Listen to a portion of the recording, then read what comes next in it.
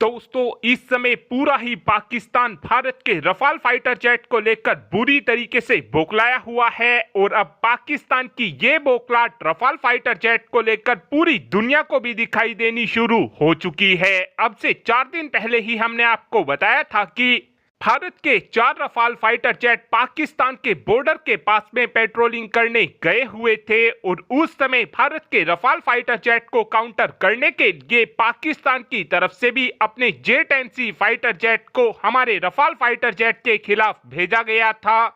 उस समय पाकिस्तान की तरफ से ये बात बोली जा रही थी कि हमने भारत के एक रफाल फाइटर जेट को अपने J-10C फाइटर जेट की मदद से शूट डाउन कर दिया है, लेकिन पाकिस्तान की ये बात पूरी तरीके से गलत साबित हो गई थी। लेकिन अब पाकिस्तान के डिफेंस मिनिस्टर यानी कि ख्वाजा आसिफ ने एक बार फिर से नया प्रोपेगेंडा फैलाना शुरू कर दिया है और इस बार पाकिस्तान के डिफेंस मिनिस्टर की तरफ से ये बात बोली गई है कि हमने अपने J-10C फाइटर जेट की मदद से भारत के रफाल फाइटर जेट को उस समय जैम कर दिया था। यहाँ पर ख्वाजा आसिफ की तरफ से उसी दिन की बात की जा रही है जिस दिन हमारे 4 रफाल फाइटर जेट पेट्रोलिंग के लिए गए हुए थे।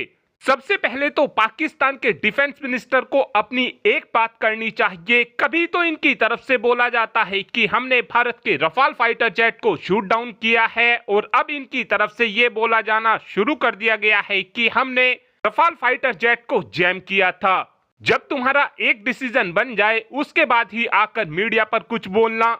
इस समय पाकिस्तान की मीडिया की तरफ से रफाल फाइटर जेट को इसलिए भी टारगेट किया जा रहा है क्योंकि पाकिस्तान भी ये बात अच्छे से जानते हैं कि इस समय रफाल फाइटर जेट का कोई भी तोड़ पाकिस्तान की वायुसेना के पास मौजूद नहीं है। अभी तक हमको ये देखने को मिलता था कि पाकिस्तान की वायुसेना और इनकी सेना के पास भारत से ज्यादा एडवांस हथियार होते थे क्योंकि अमेरिका की तरफ से इनको हथियार मुहैया कराए जाते थे। पाकिस्तान के पास जिस समय भारत से एडवांस हथियार हुआ करते थे उस समय भी ये भारत से मार खाकर गए हैं और अब तो इनके हाथों से एडवांटेज ही पूरी तरीके से निकल चुका है। अब ये केवल आकर बौखलाहट में बयान दे सकते हैं, उसके अलावा ये कुछ नहीं कर सकते हैं।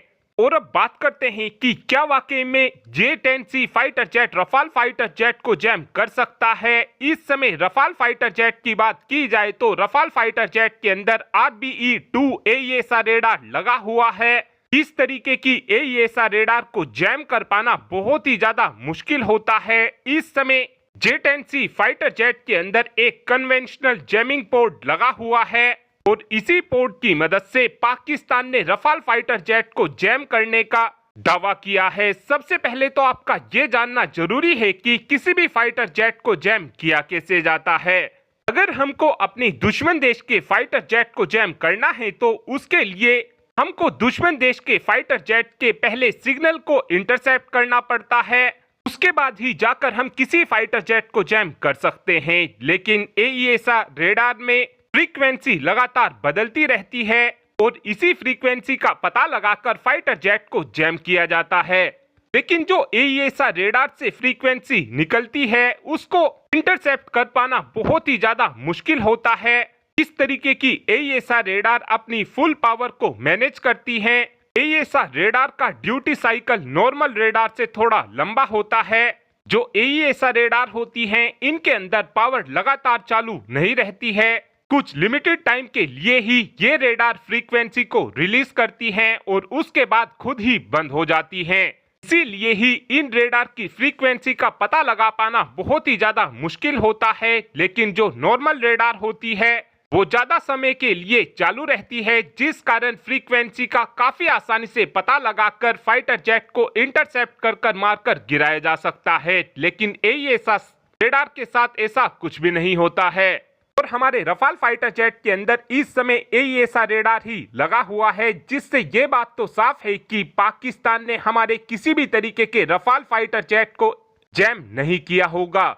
इस समय पाकिस्तान के डिफेंस मिनिस्टर की तरफ से केवल अपनी जनता का बेवकूफ बनाने की कोशिश की जा रही है।